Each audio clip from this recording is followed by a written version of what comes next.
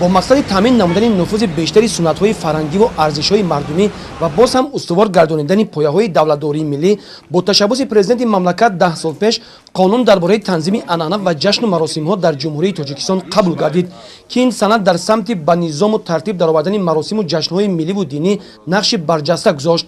قبول قانون جمهوری تاجیکستان درباره تنظیم عنعنه و جشن و مراسم‌ها در جمهوری تاجیکستان به اصلاحات جدی اجتماعی در کشور آغاز بخشید. طلبات قانونی مذکور از جانب ساکنان شهر و دهات ترسونزاده که طبیعتاً به چنین اصلاحات آماده بودند دستگیری همطرفه یافته در افکار و آیین زندگی آنها تحولات تازه به میان آورد. در دوام 10 سالی که تنظیم فعالیت میکند در حدود شهر ترسونزاده 136 عدد قانون ویرانکنی به خط گرفته شده به سود شهر ترسونزاده ارسال داشته جریمه بندی کرده شده شهروندان 136 نفر.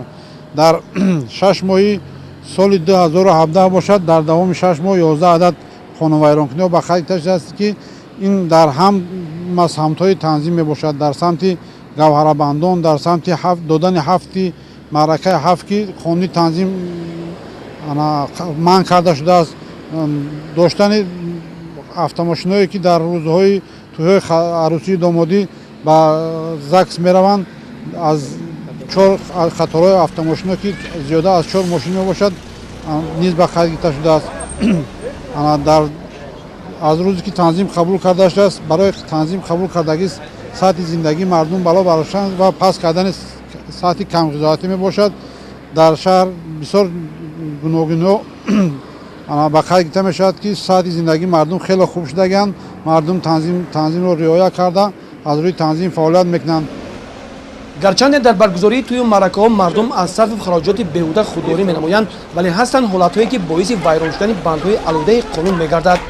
ضمن یک عملیات مشترک کارمندان بخش عاید به کارهای دین، تنظیم عنعنه و جشن و مراسم‌های ملی شهر ترسونزاده که در همدستی با کارمندان شعبه‌چه بازرسی دولتی اتومبیلی شعبه کارهای داخلی شهر ترسونزاده گذرانده شد، دو قانونشکنی را در سمت از معیار زیاد تشکیل نمودن حرکت گروهی اتومبیل‌ها آشکار نمودند.